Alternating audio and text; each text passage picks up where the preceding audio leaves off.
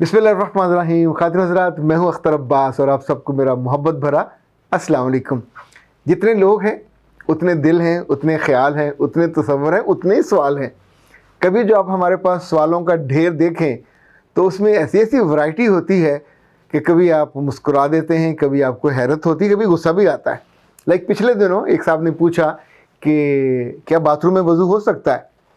اچھا، اس سوال میں ممکن ہے آپ کے لیے کوئی غصہ نہ ہو، پر مجھے تو بہت برا لگا. انفیکٹ اللہ کے رسول صلی اللہ علیہ وسلم نے جس بات سے منع کیا تھا وہ تھا بے تکے بے وجہ سوال پوچھنا. اب سوچئے کہ آپ نے باتھ روم میں وضو نہیں کرنا تو کہاں کرنا ہے؟ کیا لوگوں کے گھر جا کے کرنا ہے؟ ٹوٹیوں پہ کرنا ہے؟ سرکاری ٹوٹیوں پہ کہاں کرنا ہے؟ باتھ روم آپ کے گھر کا ہے. تو میں نے ان سے کہا کہ میرا باتھ روم تو بہت صاف ستھرا ہے اور میں تو بڑے وہاں آرام سے وضو کرتا ہوں، تو آپ کا باتھ روم لگتا ہے مجھے گندا ہے. تو بعض دفعہ انسان بے دھیانے میں گندگی کو اختیار کر لیتا ہے. تو جہاں سے آپ گزرتے ہیں وہاں بھی گند ہوتا ہوگا، واش بیسن بھی گندا ہوتا ہوگا، فرش پہ بھی مٹی ہوگی، تو پھر اس جگہ کو صاف کرنا چاہیے. جیسے مساجد کے باتھ روم شاید قرۂ ارض کے سب سے گندے باتھ روم ہوتے ہیں، چونکہ اس کو صاف کوئی نہیں کرتا، اس کے لیے کنسرن نہیں ہوتا، اس کے لیے آپ کا جو پرائرٹی نہیں ہوتی. آپ کو حیرت ہوگی کہ برسوں سے میں نے اپنا یہ مزاج بنایا کہ میں اپنے باتھ روم سے نکلتے ہوئے ہمیشہ پانی فرش پہ بہا کے وائپ کر کے نکلتا ہوں، تاکہ میرے بعد جو جائے، یا میں اپنے جو ذاتی کمرہ ہے اس میں بھی کرتا ہوں، ایون میں کسی ہوٹل میں ٹھہرا ہوں اس میں ضرور کرتا ہوں. اگر میں کسی گھر مہمان ٹھہرا ہوں، ایسا ممکن نہیں ہے کہ میرے بعد کوئی وہاں جائے اور اس کو وہ ڈرٹی اور اس کی لکس بری لگے. ایون جو ہمارے آفس میں واش روم ہے جہاں عام ہمارے مہمان یا پیشنٹ جاتے ہیں، تو میں بطور خاص وہاں بھی وزٹ کرتا ہوں، اس لیے کہ ہر ایک کا اب دنیا نے اس کا نام ہی ریسٹ روم رکھا ہے. تو ریسٹ روم تو وہ ہوتا ہے نا جو صاف ستھرا ہو، جہاں جا کے آپ سکون کا. ابھی موٹر وے پہ جو نئے ریسٹ روم کا تصور آیا ہے پچھلے کچھ عرصے سے، اس کی ٹکٹ ہی 50 روپے ہے. تو آپ اندر جاتے ہیں تو it's a real rest room. اتنا نفیس، خوشبودار، مہکا ہوا. وہاں صابن بھی ہے ہاتھ کے لیے، اور آپ کے فیس واش بھی ہے، وہاں پہ خوشبو بھی ہے، وہاں پہ برش بھی ہے، اور صاف ستھرے ایک ایک چیز. وہاں پہ ٹاول بھی ہے، وہاں پہ ٹیشو بھی ہے. تو وہ جو تصور ہے ریسٹ روم کا، اگر یاد ہے ایک لیٹرین ہوتی تھی، پھر ٹوائلٹ بنا، پھر ریسٹ روم بنا، پھر واش روم بنا، تو تدریجاً وقت کے ساتھ ساتھ چیزیں یہ بدلتی رہتی ہیں. لیکن سوال بے تکا نہیں کرنا چاہیے. وضو باتھ روم میں کیوں نہیں ہو سکتا؟ بالکل ہو سکتا ہے. وضو تو پانی سے کرنا ہے نا، باتھ روم سے وضو تھوڑا کرنا. اچھا، جو دوسرا سوال آج کا جس پہ انفیکٹ میں بات کرنا چاہ رہا ہوں وہ یہ ہے کہ کافی عرصے سے لڑکیوں کی خواہش ہوتی ہے وہ یہ کہ ہنی مون ان کا کسی ہوٹل میں منایا جائے. اس کے لیے وہ لڑتی ہیں، اس کے لیے وہ ضد کرتی ہیں، اس کے لیے وہ اصرار کرتی ہیں، سجیسٹ کرتی ہیں. تو جو لوگ افورڈ کر سکتے ہیں تعلقات کو، افورڈیبلٹی تعلقات کی، جو اپنی اماں سے جن کے تعلقات اچھے ہوتے ہیں وہ ان کو منا لیتے ہیں. ابا کو منانا مشکل نہیں ہوتا، اماں نہیں مانتی تو اماں کو قائل کر لیتے ہیں کہ ہنی مون پہ جانا، یا کسی اور سے قائل کروا کے. تو اگر اماں سے تعلقات اچھے نہ ہوں تو وہ یہ کہہ سکتی ہیں، 3 آپشن ہیں. بیٹا تو مری جا رہا، میں نے بھی نہیں دیکھا ہوا، تو اس کا مطلب اماں ساتھ جائیں گی. اچھا، تو میرا پوت جاتے رہے ہیں، اپنے پینڈ بھی نال لے جا. اچھا، پینڈ جائے گی تو پڑویا بھی ساتھ جائے گا.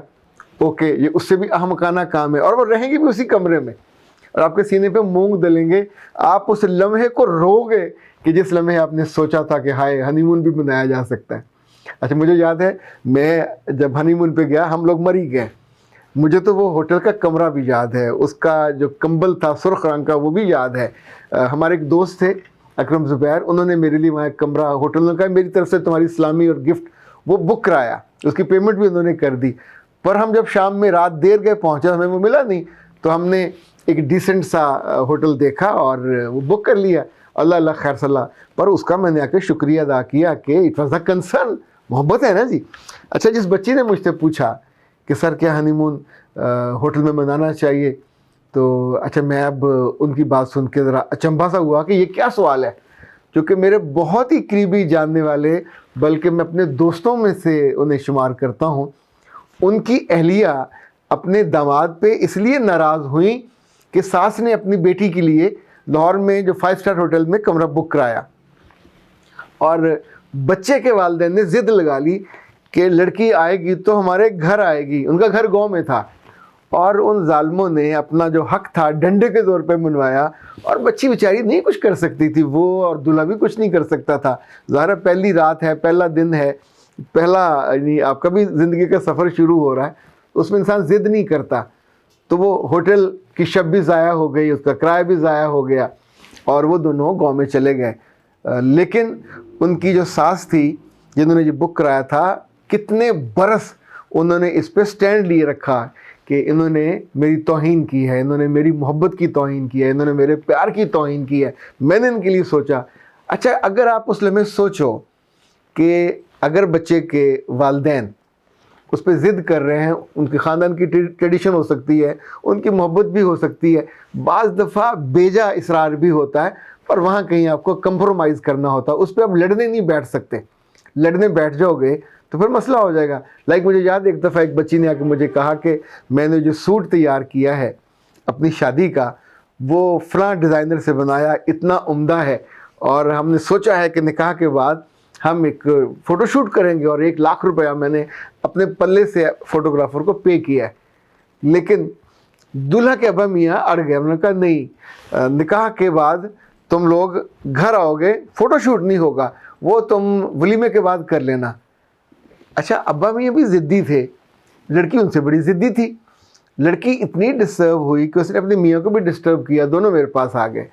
تو آ کے انہوں نے کہا کہ سر ولیمے کے بعد نہ میرا موڈ ہوگا, نہ مجھے خوشی ہوگی, اور وہ جو اس سوٹ کے ساتھ میری جڑی ہوئی یادیں ہیں, اچھا اٹس اوور. یہ یعنی ایگزیجریٹ کرنا ہے چیزوں کو, اس سے پھر دقت میں آپ چلے جاتے ہیں. چیزوں کو نارمل رکھنا چاہیے. اس بچی نے کہا جی اس روز جب ہم مری پہنچے تو بارش ہو رہی تھی, اور ویسے مری لینے کیا گئے تھے, شادی کر کے مری گئے تھے, اب اپنے سسرال کیوں نہیں گئے. تو مری گئے, وہاں 3-4 روز وہ رہے, ہوٹل میں رہے, مزے سے وہ دن گزارے, پھر واپس آ گئے. پھر کسی احمق عورت نے اس کے کان میں ڈالا, کوئی اوئے ہوئے ہوئے تم نے یہ کیا کیا, تم ہنی مون منانے ہوٹل میں کیوں گئے, ہوٹل میں تو کیمرے لگے ہوتے ہیں, ہوٹل میں تو لوگ اچھے نہیں ہوتے, ہوٹلوں میں تو تصویریں بن جاتی ہیں, ہوٹلوں میں تو گناہ ہوتا ہے, ہوٹلوں میں یہ ہوتا ہے, ہوٹلوں میں وہ ہوتا ہے. اس بی بی نے پتہ نہیں کوئی ہوٹل دیکھا بھی تھا کہ نہیں دیکھا. تو میں نے ان سے کہا اللہ کی بندی, جن ہوٹلوں کے بارے میں یہ کہا جاتا ہے کہ وہاں کیمرے لگے ہوتے ہیں, یہ جن ہوٹلوں میں یہ ہوتا ہے ان کے بارے میں عام طور پہ اٹس نون, جہاں لوگ 1-1 گھنٹے کے لیے جاتے ہیں تو ظاہر ہے وہ ہوٹل میں رہنے کے لیے نہیں جاتے, وہ گناہ کے لیے جاتے ہیں. تو انہیں اس ٹائم کا وہ پے کرتے ہیں. اب انہیں بھی پتہ ہوتا ہے کہ یہ گناہ کے لیے آئے ہوئے ہیں, تو انہوں نے کیمرے ویمرے لگا کے بات کو اس کو یوٹیلائز کر لیتے ہیں, ان کو بلیک میل بھی کر لیتے ہیں. پر ہوٹل جو ہے اٹس اے انڈسٹری, ہاسپٹیلٹی کی دنیا ہے, لوگوں کا خاندانی بزنس ہوتا ہے, لوگوں کا رزق سے جڑا ہوا ہوتا ہے. وہ یہ بے وقوفی یا بے احتیاطی نہیں کر سکتے. وہاں تو وہ جو چن کے رکھتے ہیں ویٹرز, وہ بھی اچھے رکھتے ہیں کہ برے اور بد مزاج اور بد کماش نہ ہو. کوئی اپنے رزق کے اڈے کو برائی کے لیے کیسے استعمال کر سکتا. ہاں جہاں لڑکے بعض دفعہ کچھ دکانوں پہ جہاں لڑکیاں کپڑے بدلتی انہوں نے یہ حرکت کی, تو جن کی اچھی تربیت نہیں ہوتی ان سے یہ امکان ہو سکتا ہے, وہاں بندہ احتیاط کر لیتا ہے. لیکن شادی کے 4 ماہ کے بعد لوگوں کے کہنے پہ آپ اپنی پرانی اچھی یادوں کو, ان سویٹ یادوں کو, ان اچھے لمحوں کو, یہ نہ تو کوئی نیکی تھی وہاں جانا, نہ کوئی گناہ تھا, یہ ایک آپ کی خوشی کا معاملہ تھا. اچھا ہم ہر چیز کو بعد میں اس ترازو پہ تولنے لگ جاتے ہیں جہاں کی وہ بنی نہیں ہوتی. یہ جس شادی کا ہم ذکر کر رہے ہیں, کسی کی بھی ہو, عبادت ہے. یہ صرف ایک تقریب نہیں ہے, یہ صرف ایک سیلیبریشن نہیں ہے, یہ صرف ایک اوکیزن نہیں ہے. 2 خاندان جڑتے ہیں, تیسرا خاندان بننے کے پروسیس میں ہوتا ہے. تو اس کو لوگوں کے کہنے پہ بعد میں اپنے میاں سے اس بات پہ جھگڑنا کہ تو گھر کیوں نہیں لے کے گیا, تو وہاں کیوں کی. اچھا جو اصل بات مجھے سمجھ آئی کہ ان دونوں کی لو میرج تھی, تو وہ عقل مند آدمی اس کو اپنے گھر لے جا بھی نہیں سکتا تھا. یہ جو دوسری شادی والے کپلز ہوتے ہیں وہ بھی ظاہر ہے کسی ہوٹل میں ہی جائیں گے شادی کے بعد, ہنی مون وہیں منائیں گے. جب خوشی ہو رہی ہوتی ہے اس وقت آپ اس کیفیت میں فیز میں ہوتے ہیں. بعد میں لوگوں کے اکسانے پہ یا لوگوں کے کہنے پہ, اپنے میاں پہ, اس کے کردار پہ, اس کے مزاج پہ, اس کے انتخاب پہ جو شک کرنے لگتے ہیں, یہ کون سی عقل مندی ہے. یہ دانشمندی نہیں ہے، یہ نادانی ہے، اور نادانی مرد کم کرتے ہیں. اس لیے جو بھی زیادہ کرتا ہے اس کو خود بھی رکنا چاہیے، خود بھی بچنا چاہیے، اور اپنے پیاروں کو بھی بچانا چاہیے. چونکہ یہ جو نادانیاں ہوتی ہیں یہ اور تو کچھ کریں نہ کریں ہماری خوشیاں کھا جاتی ہیں، ہمارے سکھ کھا جاتے ہیں، ہمارے آنے والے مستقبل کی میم بھی کھا جاتے ہیں. اختر عباس کو دیجیے اجازت. السلام علیکم.